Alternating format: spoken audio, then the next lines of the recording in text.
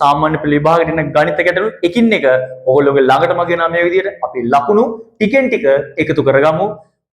10 11 ශ්‍රේණිවල ළමයි වෙනුවෙන් සාමාන්‍ය පෙළ විභාගයට එන ගණිත ගැටලු සාකච්ඡා කරන වීඩියෝ මාලාව යටතේ අද අපි කතා කරන්න යන්නේ විජය භාග එකතු කිරීම සහ අඩු කිරීම සම්බන්ධයෙන්.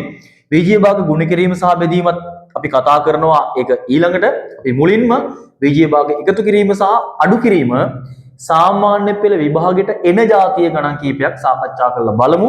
ලේසියෙන් කොහොමද මේක හදාගන්නේ කියලා. අපිට තියෙනවා මෙන්න මෙහෙම ගාණක් 2x උඩ 3 3x උඩ 1. අපිට කියන්නේ මෙන්න මේ විජය භාග දෙක එකතු කරන්න කියලා.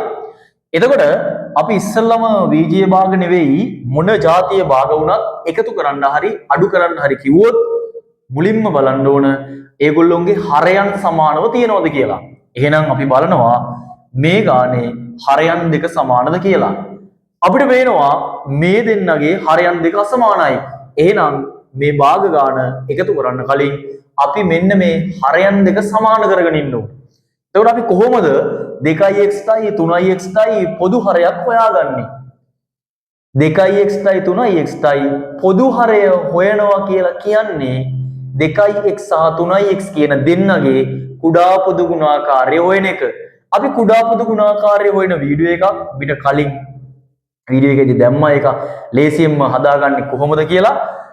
ඒ කොටස බලමු නැති කෙනෙක් ඉන්නවනම් ඒ වීඩියෝ එක බලලා මේකට ආවනම් එයාට ඉතාමත් පැහැදිලිව මේ ගාන තේරුම් ගන්න පුළුවන්. එහෙනම් අපි බලමු දැන් 2x සහ 3x කියන දෙන්නගේ කුඩා පොදු ගුණාකාරය. අපි ඉස්සලම අපේ වීඩියෝ එකේදී පැහැදිලි කරා කලින් කුඩා පොදු ගුණාකාර හොයන එකේදී මේ ඉලක්කම් දෙක තමයි මූලික කරගන්න. එතකොට 2 සහ 3 කියන ඉලක්කම් දෙක මූලික කරගෙන තමයි මේ 2x සහ 3x කියන දෙන්නගේ කුඩා පොදු ගුණාකාරය හොයන්න යන්නේ. අපි කතා කරේ මේ ඉලක්කම් දෙකෙන් ලොකුම ඉලක්කම තමයි අපි තෝරගන්න ඕනේ. එතකොට 2යි 3යි කියන දෙන්නගෙන් ලොකුම ඉලක්කම තමයි 3. එහෙනම් අපි මේ දෙන්නගේ කුඩා පොදු ගුණාකාරය හොයනකොට 3 ගුණාකාර වලින් තමයි හිතන්නේ. ඉස්සලම 3 ඉලක්කම ගන්නවා. 3 ඉලක්කම 3ෙන් බෙදෙනවා. හැබැයි 3 ඉලක්කම 2ෙන් බෙදෙන්නේ නැහැ. ඒ නිසා 2ටයි 3ටයි පොදු හරය නැත්නම් කුඩා පොදු ගුණාකාරය විදිහට 3 ඉලක්කම ගන්න බෑ. එහෙනම් අපි බලනවා 3 ඊළඟ ගුණාකාරය. 3 ඊළඟ ගුණාකාරය තමයි 6. 6 3ෙන් බෙදෙනවා. 6 2කෙනුත් බෙදෙනවා නම් මේ දෙන්නගේ කුඩා පොදු ගුණාකාරයේ විදිහට අපිට ගන්න වෙන්නේ ඉලක්කම 6. අකුරු වලින් අපි ගත්තේ තියෙන වෙනස් සාධක වලින් නැත්නම් වෙනස් අකුරු වලින් තියෙන වැඩිමාගයන්.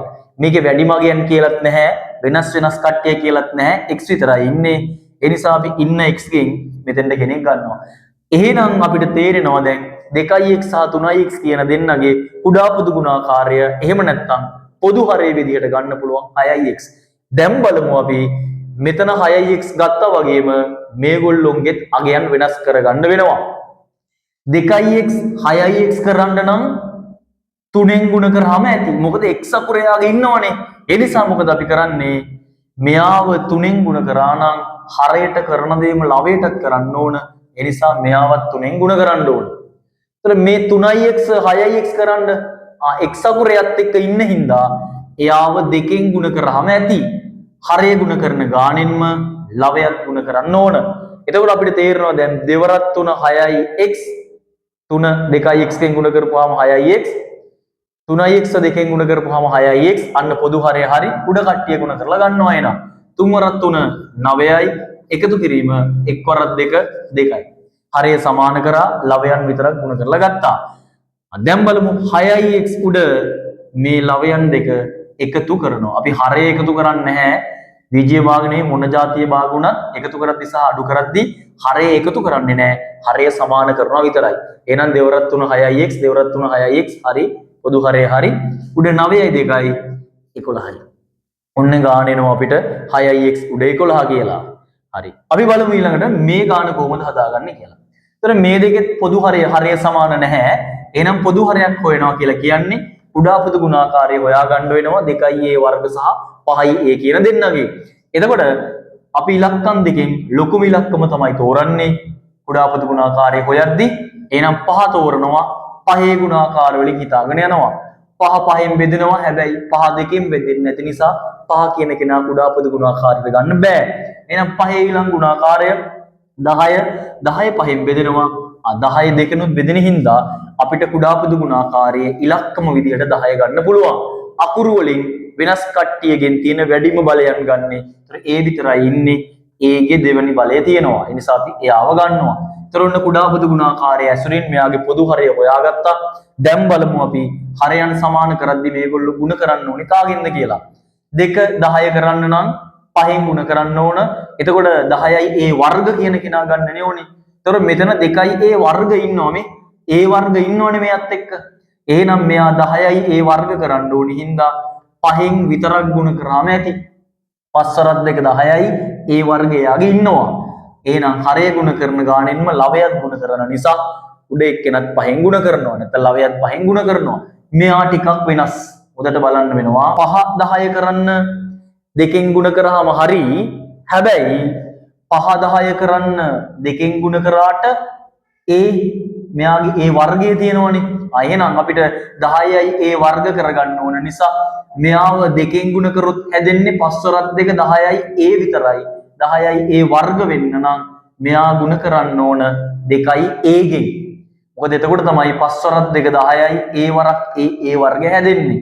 එතකොට මෙයාවත් ගුණ කරන්න ඕනේ නම් 2යි ඒ ගෙන්. කලින් ගාන වල ටිකක් වෙනස් මේක. හරය සමාන කරගද්දි පැටලෙන්න පුළුවන්. නිසා හොඳ අවධානයෙන් ඉන්න. හරයන් දෙක හරි දැන් 5 වරක් 2 10යි ඒ වර්ග 5 වරක් 2 10යි ඒ වර්ග ගැටලුවක් නැහැ. උඩ කට්ටිය බලමු 5 වරක් 5 25යි අඩු කිරීම 1 වරක් 2 2යි ඒ. දැන් ගොඩක් ළමයි පටල ගන්නවා මේ ගාන. ගොඩක් ළමයි මොකද කරන්නේ 25න් දෙකක් අඩු කරලා 23යි ඒ කියලා මේ ගාන දානවා. මේ ගාන එකතු කරා වගේ මේ ගාන අඩු කරන්න බෑ. මොකද 25ත් එක්ක 2යි ඒ කියන කෙනා අඩු කරන්න බැරි. මෙයාගේ ඒ අකුරක් ඉන්නවා. මෙයාගේ ඒ අකුර නැහැ. එහෙනම් මේ ගාන මෙතනින් ඉවරයි. කලින් ටික බැලුවනම් මෙන්න මේ ගණන් තුන උත්සාහ කරලා බලන්න. එහෙනම් අයත් මේ වගේ වීඩියෝ එකකින් හම්බෙමු. සාමාන්‍ය පෙළ විභාගයට ලකුණු එකින් එක එකතු කරගමු. ඕගොල්ලෝ කරන්න ඕන අපිව YouTube එකේ subscribe කරලා තියාගන්න එක සහ Facebook සහ TikTok එකේ අපිව follow කරලා තියාගන්න. ඒ වගේම මේ වීඩියෝ එක සාමාන්‍ය පෙළේ යන ඔයාගේ නංගිට මල්ලිට දුවට පුතාට ඔයාගේ යාළුවට මතක ඇතුව ෂෙයා කරන්න.